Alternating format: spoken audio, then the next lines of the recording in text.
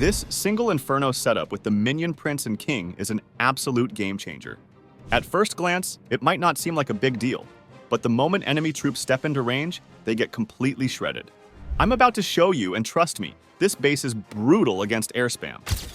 Let's break it down. This base follows an anti-2-star design, meaning attackers have to work hard to secure even 2 stars. One of the biggest reasons for that is the dead zone around the town hall. This space makes it extremely difficult for troops to naturally path into the core unless the attacker uses a blimp or sets up a near-perfect funnel. And even then, it's still tricky because of the way the defenses are positioned. Now let's take a closer look at the 6 o'clock area. This section is designed to be as annoying as possible for attackers. There's a Tesla farm, a bunch of air traps, and the Barbarian King stationed there, making funneling nearly impossible. Attackers trying to set up a clean path into the base will struggle big time. Because of this, most players will rely on a blimp to take out the town hall instead of risking their dragons getting stuck on the outside. But here's where things get even better. This base is specifically built to counter blimp-based attacks. If you've played Clash for a while, you probably know that when using an air army, it's best to have air troops inside the blimp. The reason is simple. Ground troops can trigger the defensive clan castle and pull out unwanted troops like ice golems, which can completely mess up the attack. However, this base goes even further to shut down blimps. Right around the town hall, I've placed a red bomb farm, which is designed to instantly wipe out any air troops that drop from the blimp. On top of that, 2 multi-infernos provide extra splash damage, and the town hall itself adds even more destruction with its explosion. This means that even if the blimp makes it to the core, the troops inside will struggle to take down the town hall, leading to a failed attack. Because the 6 o'clock entry is so dangerous, most attackers will instead go for the Eagle artillery side, but that's exactly what we want them to do. The defenses on the back end of this base, especially the single Inferno, Minion Prince, Expos, and air defenses, are designed to be way stronger than they look at first. And in the replays, you'll see exactly how these defenses come together to wipe out entire air armies before they can finish the attack. Now, let's talk about the sweeper placement. If you ever see a base with 2 sweepers facing each other in the core, know that it's a deadly setup.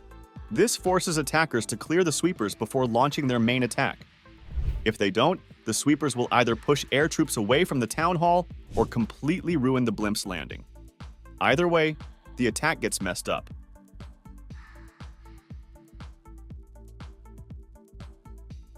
Another critical thing to notice is how spread out the defenses are. Every compartment has at least a 2-tile gap between buildings. This may seem small, but it makes a massive difference. It limits the chain damage from Electro dragons, reduces the effectiveness of zap spells, and makes super archer blimps way less useful. You'll see exactly why this matters when we get to the attack replays. Now, about the expo settings. Unlike some bases where all expos are set to ground, this time, only the ones near the Eagle artillery are on ground mode. This is because we expect attackers to come from that side, so having the expos target the heroes helps with dealing heroes.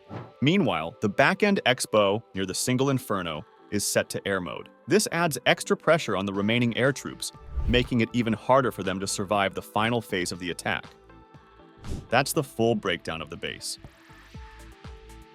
Now let's jump into the replays and see exactly how well it defends against air spam.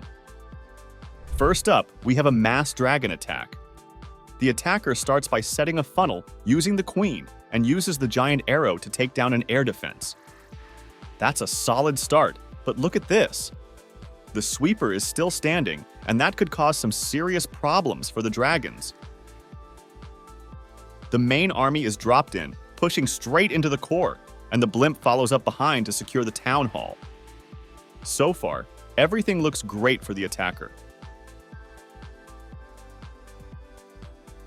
The core is completely destroyed, and they still have their king and royal champion to clean up.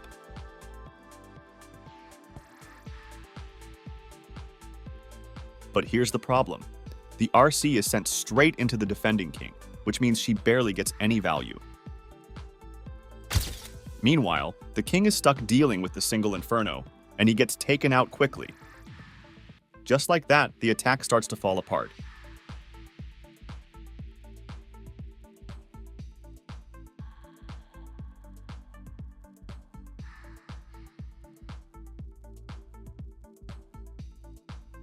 Next up, Electro dragons. This time, the giant arrow clears an air defense early on, and the queen is recalled and redeployed to create a solid funnel on the other side.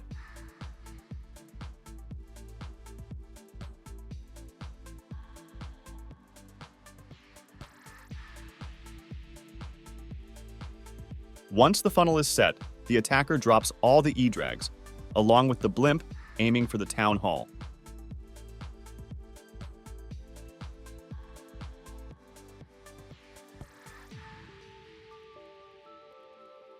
The town hall goes down easily, but look at this. Since the attacker used ground troops inside the blimp, the defensive clan castle gets triggered.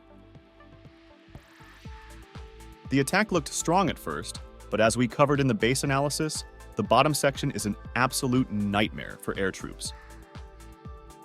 Most of the Electro dragons get wiped out right there.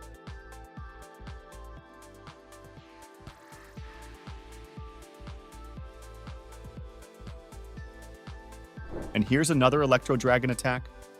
This time, the attacker gets huge value with zap spells, taking out multiple air defenses and even the sweepers. That's usually a great start for an air attack, but here's the problem. This base is so spread out that even with all that value, the E-drags still struggle. With fewer spells left for support, they can't push deep enough into the base. One dragon barely manages to take down the town hall, but if it hadn't, this would have been a 1-star defense.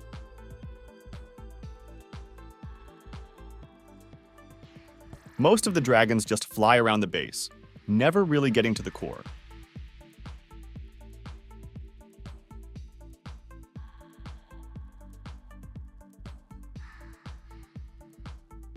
Now let's see how this base holds up against super dragons. These troops are absolute tanks at TH13, taking massive hits and still pushing through. The attacker follows a simple plan: drop all the super dragons and send the blimp straight for the town hall.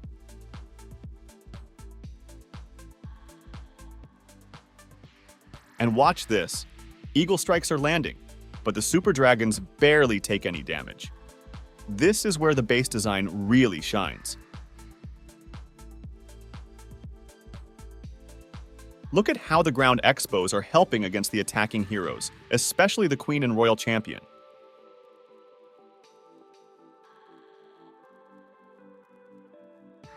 This is exactly why I set them to ground mode in this section, to deal chip damage to the heroes while the core defenses handle the air troops.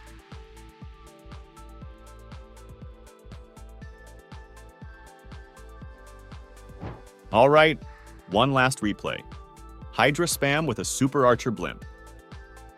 The blimp gets deep into the base, landing in a great spot, and the Super Archers start firing away.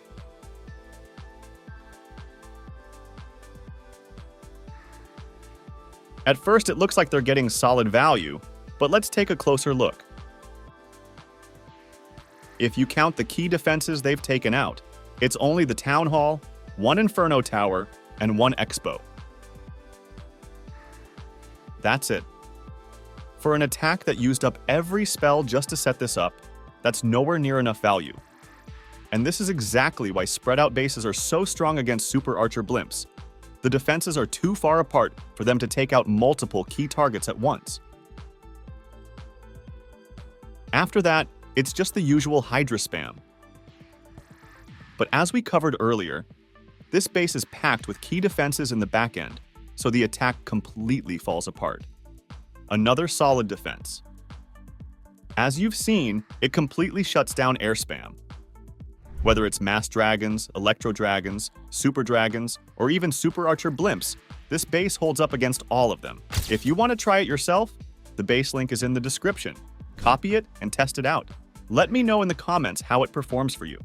And if you're looking for more anti-air bases, I'll have some recommendations in the end screen. Thanks for your interest in my videos, and I'll see you in the next one.